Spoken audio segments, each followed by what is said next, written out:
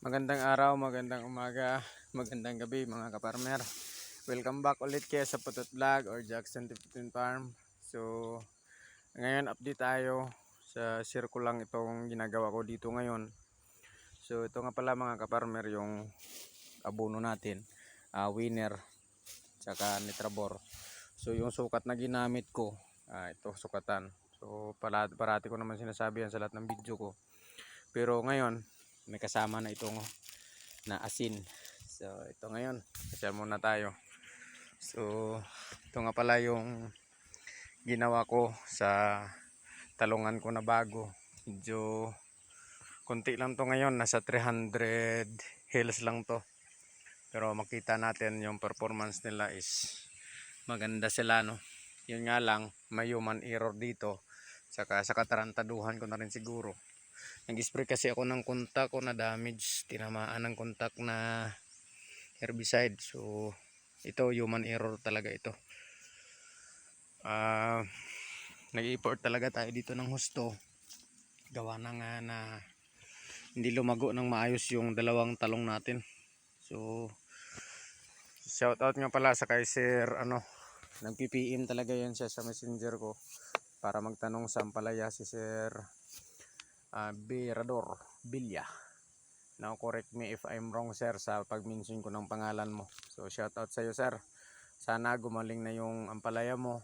Tsaka pasensya na kung medyo diretsahan ako nakapagsagot sa iyo na sa sakit kasi ng ampalaya mong nakita ko, yun yung mga yung sakit na talagang sakit talaga sa loob yun. So shout out sa iyo sir. So ito nga pala mga kaparmer, medyo nag-effort na talaga tayo. Kinunti-kunti ko na lang yung pagtanim ngayon kasi hindi ko kaya na ako lang mag-isa. Sa land preparation pala dito mga kaparmer, ito pala yung gamit ko. Yan, tawag sa amin ito is sadulman ito. Yan. So naalala ko kasi yung dati kong tanim na atsal dito, ginanito ko rin. So tinry ko siya dito sa ating talong. So maganda talaga siya, no? Mayroon talaga siyang kakaiba na maganda. Halos walang patay ito mga kaparmer, itong tanim natin na talong, maliban nga lang dito nung nag-spray na ako nung nakarang araw, nakaraang linggo. Yan yung nangyari. So balik tayo doon, si-share ko lang naman yon. Balik tayo doon sa pinag-usapan natin sa abono na ito na may asin. Yung lang kasi parang ayaw ko na siyang ibalikan pa na sa dati kong mga video mga kaparmer na sinabi. Yung ko lang talaga ngayon is ba yung napansin ko sa dito. Mayroon po akong napansin mga kaparmer na nakakatulong sa atin yung paglagay ng asin sa first stages ng ating pag-aabono sa ating mga gulay.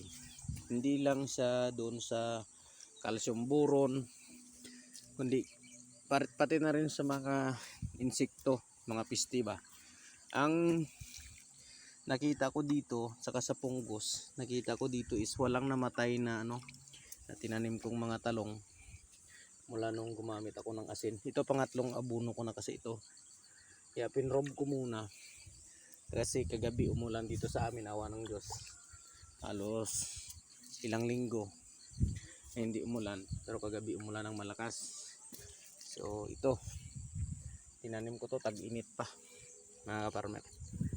Yung pala dito, mapapansin ninyo dyan sa puno nya, yan, wala kayong makikita ang namatay na maliliit na taklong, no?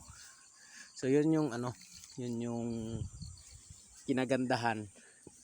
Kasi pagkatapos kung tanim dati, nilalagyan ko talaga siya ng atrakil o di kaya yung bayonit, yung pellets na pampakain dun sa sa mga suso or taklong yan, kasi kinakain nila yan. Tapos yung basta tawag man sa amin yung damol-damol, yung parang dila siya na gumagapang, yun kumakain din yun ng ating mga pananim.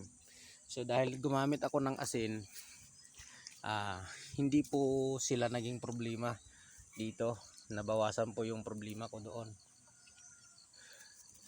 Yun po yung advantage ng gumamit ako ng asin. So makulit at malikot yung ating video, gawa nga na tayo ay nag-aabono. So saka sa punggos na rin, hindi ko na naranasan yung mamatay yung tanim ko dahil sa yun bang nakikita mong nalulusaw. Ito kasi talaga human error to. Yan.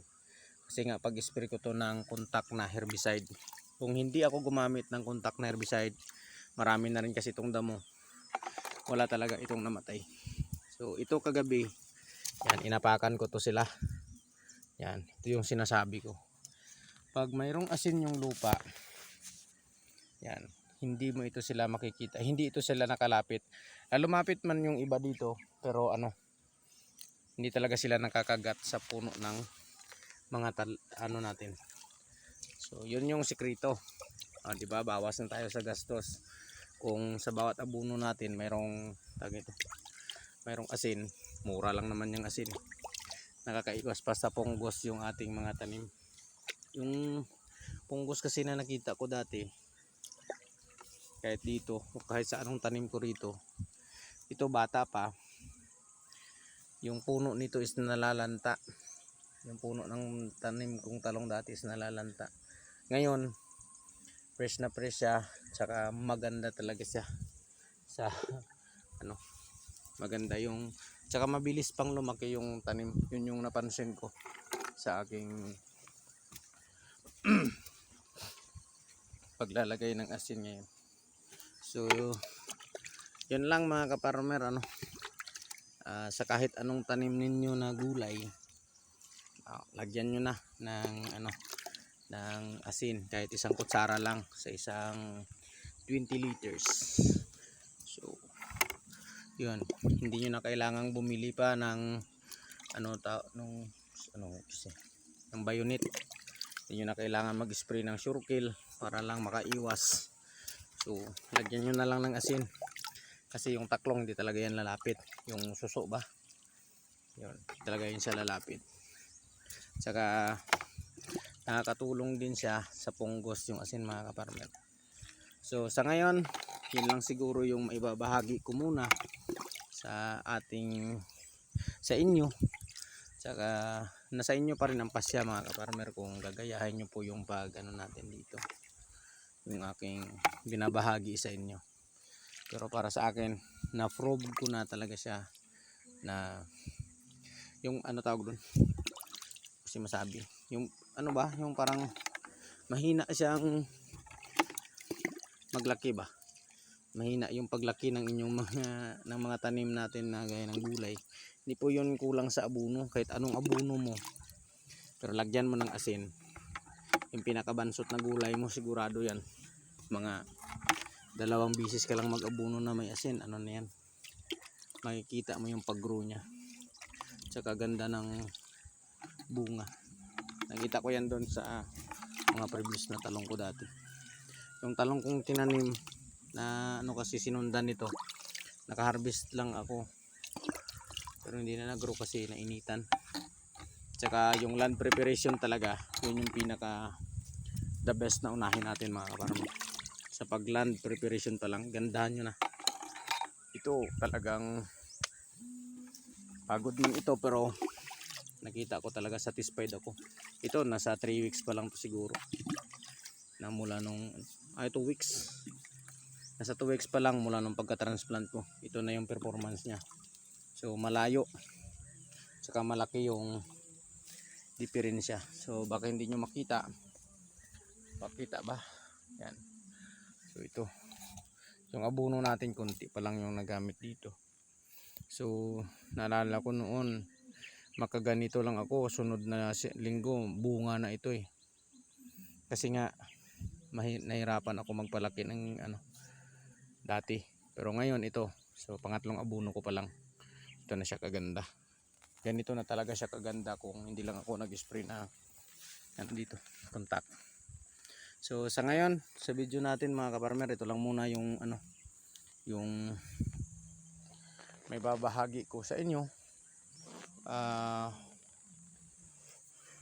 Shout out na lang dun sa mga subscriber kong patuloy akong inabangan sa pagbibigay ng tips or idea. So yan yung maganda nating talong mga kaparman. So sa muli, ingatan ng Diyos inyong sangbahayan at salamat sa inyong patuloy na pagsuporta sa ating maliit na channel. Salamat po mga kaparmer.